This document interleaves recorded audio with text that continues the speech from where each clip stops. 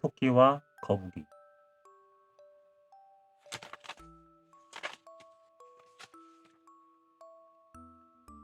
먼 옛날 남해 용궁의 용왕이 북병하였는데 병이 몹시 위중하여 숱한 명의를 불러다 보여도 방책이 없었다. 이때 한 의원이 묘방을 아뢰어 하는 말이, 대왕님의 병에는 우리 바다 밑의 약으로는 백약이 무효하여 방도가 없겠사오나 인간 세상에 사는 토끼의 생간을 얻어다 쓰면 가히 나을 것이옵니다. 라고 하였다. 이에 만조백관이 모여 앉아 누구를 보낼까고 의논하는데 천년 묵은 거북이가 불쑥 나서며 제가 가겠노라고 하였다.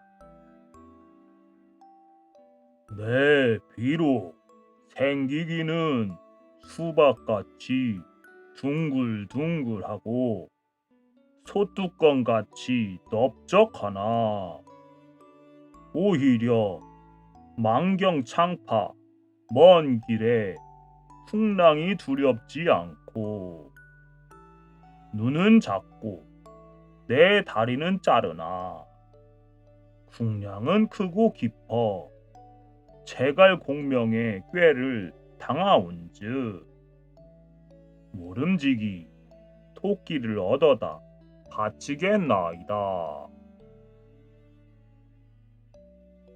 만조백관은 별주부 벼슬에 오른 거북이의 말이 옳다 여겨 그를 보내기로 하였는데 별주부는 그때까지 토끼를 본 일이 없는지라 화공을 불러 토끼 화상을 그려줘 보내기로 하였다. 그래서 화공을 불러다 토끼 화상을 그리는데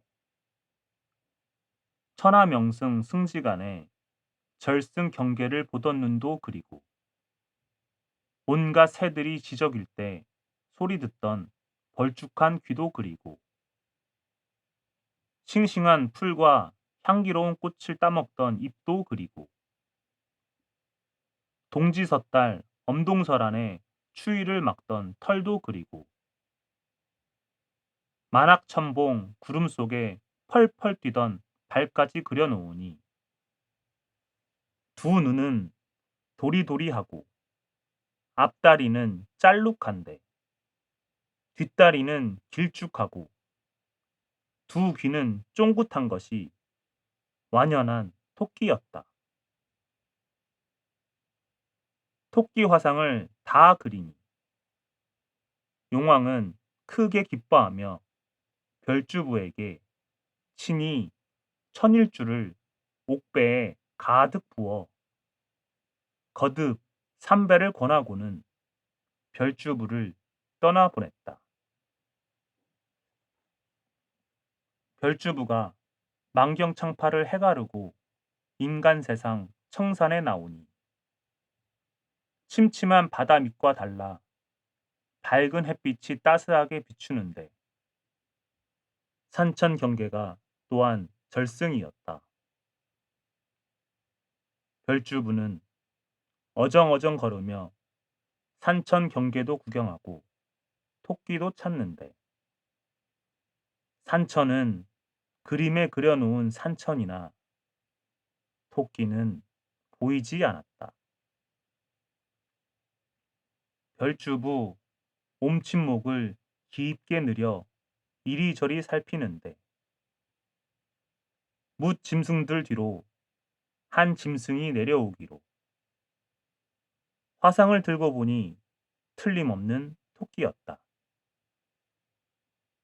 별주부는 마침 잘 되었다고 토끼를 불러서 수궁의 좋음을 입에 침이 마르도록 자랑하며 온갖 감언이설로 꾀이었다. 토끼는 듣거라.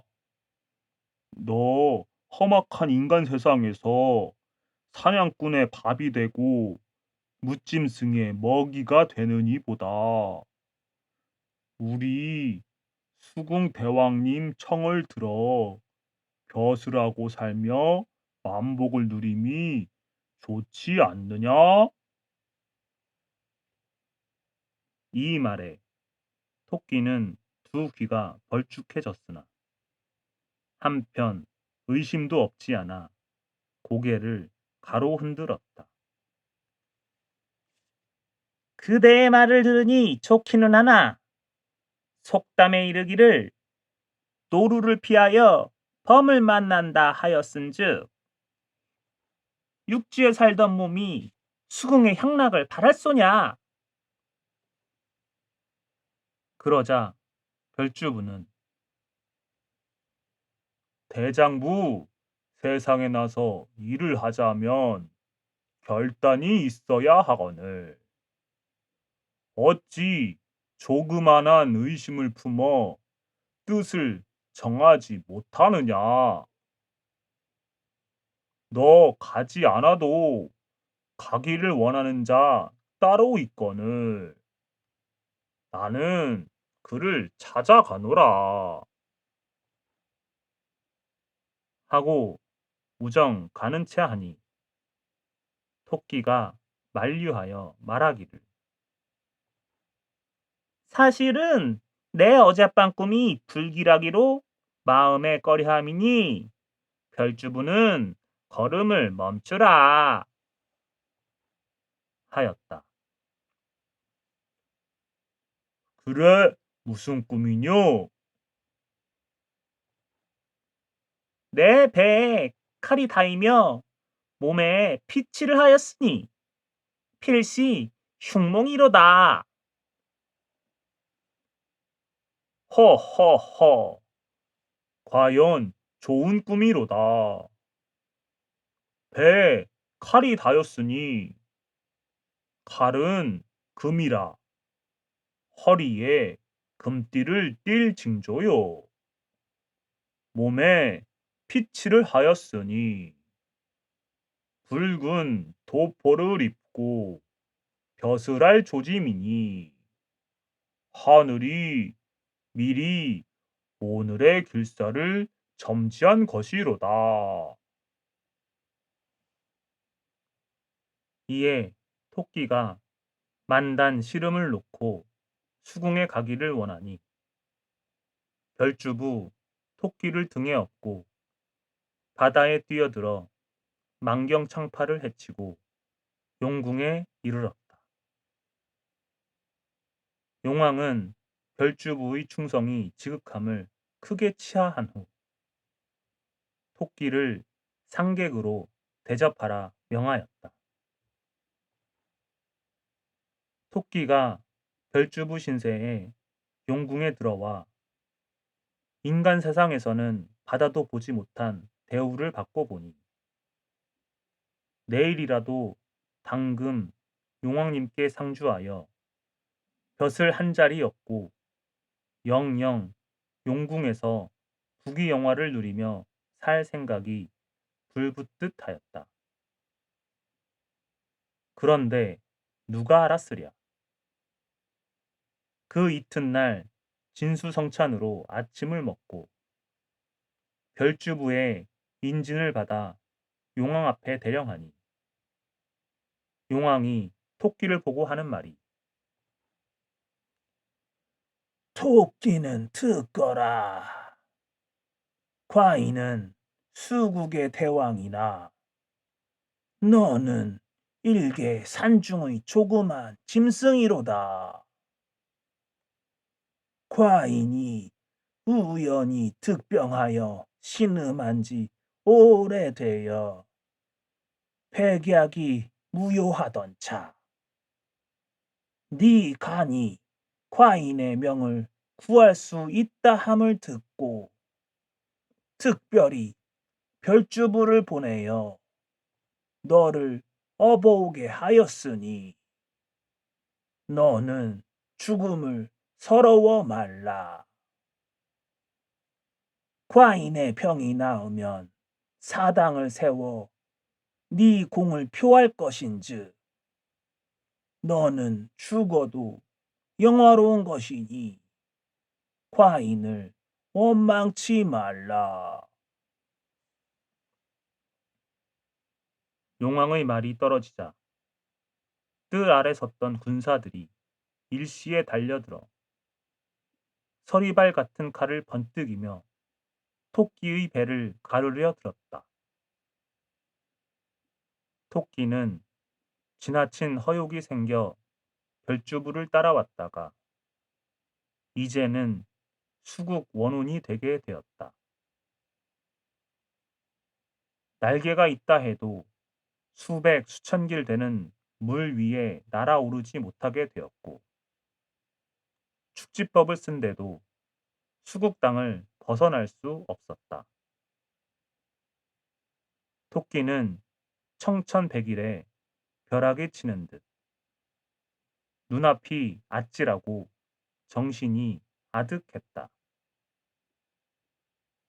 하지만 범한테 물려가도 정신만 올도라면 산다고 토끼도 살 생각을 하며 정신을 바싹 차렸다. 그러니 토끼에게도 문득 한 가지 꾀가 생겼다. 토끼는 서리발 치는 칼날 앞에서 얼굴빛 하나 변하지 않고 태연자약하게 용왕을 우러러보며 아래였다. 소토, 이제는 죽은 몸이오나 한 가지 말씀이나 올리고 죽을까 하옵니다.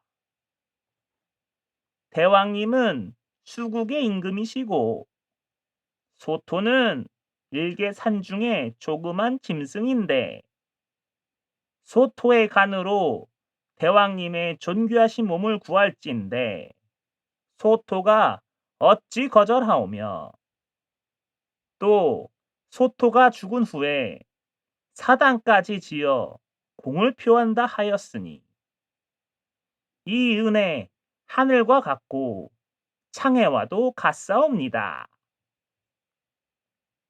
하오나 소토의 간은 벌써 얼마 전에 꺼내어 청산녹수 맑은 물에 씻어 고봉준령 깊은 곳에 감추어 두었습니다.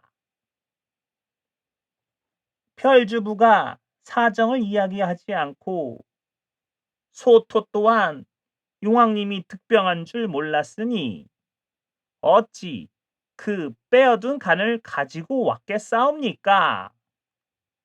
참으로 안타까운 일이로소이다. 토끼가 옛까지 말하고 보란듯이 눈에 불을 일구고 별주부를 크게 꾸짖었다. 너 수국의 한낱 신하로 대왕님을 위하는 충성이 조금이라도 있었다면 이런 사정을 왜 말하지 않았느냐? 참으로 대왕님에게 충성하는 마음이 없는 놈이로다. 네, 벌써 알았으면 곤장이라도 안겨 너를 가르쳤으리로다. 토끼 그럴듯하게 별주부를 꾸짖는데 용왕이 대노하였다.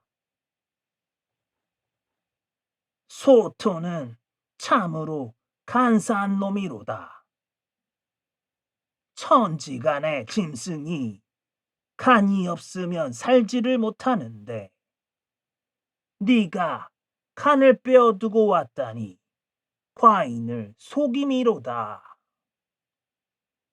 네 그 옅은 꾀로 과인까지 속이니 과인을 기만한 죄 작을 쏘냐. 과인은 네 간을 빼먹고 병을 고치고 네 죽은 후에라도 네 죄를 용서치 않고 다스리로다. 토끼 용왕의 말에 전신의 맥이 풀리어 어찌할 바를 모르다. 다시 정신을 바짝 차리고 아랫말을 꾸며댔다. 대왕님께서는 천만 놓여 마시고 소토의 말을 들어주옵소서. 소토는 비록 짐승이나 심상한 짐승과는 달라 방성의 전기를 타고 세상에 내려와 매일 아침마다 옥 같은 이슬을 받아 마시며 주야로 기와요초를 뜯어 먹음에 그 간이 진실로 영약이 되어 사람마다 이를 알고 소토를 만나기만 하면 간을 달라고 하니 성화를 견디지 못하여 빼두고 다니는 때가 있사옵니다. 이제 대왕님께서 소토의 말을 듣지 않고 소토의 배를 갈랐다가 간이 없사오면 소토는 죽어 없을 것이오니 다시 어디 가서 간을 구해오리까? 토끼 너무도 태연하게 말하니 용왕은 토끼를 다시 보며 물었다. 네 말과 같을진데 간을 출입하는 무슨 표적이라도 있느냐? 토끼 용왕의 묻는 말을 들어보니 살 구멍이 생겼는지라 속으로 크게 기뻐하며 대답하였다. 세상에 날짐승, 길짐승 가운데 오직 소토만이 하체에 구멍이 셋이 있는데 하나는 대변을 통하고 하나는 소변을 통하오며 하나는 특별히 간을 출입시키옵니다. 대왕께서 저희 말이 믿어지지 않으시면 살펴보도록 하옵소서. 용왕은 이상히 생각하고 나조를 시켜 토끼의 하체를 살펴보라 하였다. 나졸들이 임금의 영을 받고 살펴보니 과연 토끼의 말과 같이 토끼의 하체에는 구멍 셋이 있었다. 용왕은 이에 토끼를 풀어놓고 크게 잔치를 베풀어 토끼를 후히 대접하고 잔치를 파하자 별주부를 불러 경은 수고를 아끼지 말고 토끼를 잘 모시고 다시 인간에 나갔다가 올지라. 하고는 또 토끼를 보고 그대는 속히 돌아오라. 하더니 진주를 꺼내주며 이것이 비록 사소한 것이나 과인의 정이니 받으라. 하였다. 이리하여 토끼는 용왕에게서 귀한 진주 200개나 받아가지고 별주부 등에 다시 올라 만경창파를 해치고 인간 세상에 돌아왔다. 바닷가에 이르자 별주부가 토끼를 내려놓으니 토끼는 조롱에서 벗어난 새처럼 좋아하며 퐁퐁 뛰었다. 그러니 별주부가 급해 나서 토끼를 보고 한마디 타일렀다. 토끼야, 우린 갈 길이 촉망하니 어서 그 간을 찾아가지고 오도록 하라. 이때 토끼는 별주부를 보고 크게 웃으며 말했다. 예의 미련한 별주부야. 오장육부에 붙어있는 간을 뉘러서 출납한다더냐? 이는 내 기특한 꾀로 수국의 용왕을 속임이로다. 그래도 나를 업고 만리창파에 왕래하던 일을 생각하여 너의 잔명만은 살려 돌려보내니 돌아가거들랑 용왕더러 다시는 부질없이 망령된 생각을 하지 말라고 여쭈어라. 너희 일국의 군신들이 다 나의 꾀에 넘어가니 어찌 너희들 나라가 허무타하지 않으리. 토끼는 크게 웃으며 깡충깡충 뛰어 깊은 수림 속으로 들어가는데 별주부는 이제는 따라가도 잡을 수 없는지라 목을 길게 내빼들고 토끼의 뒷모양을 바라보면서 길이 탄식하더니 제자리에서 엉덩방아를 찢더라 한다.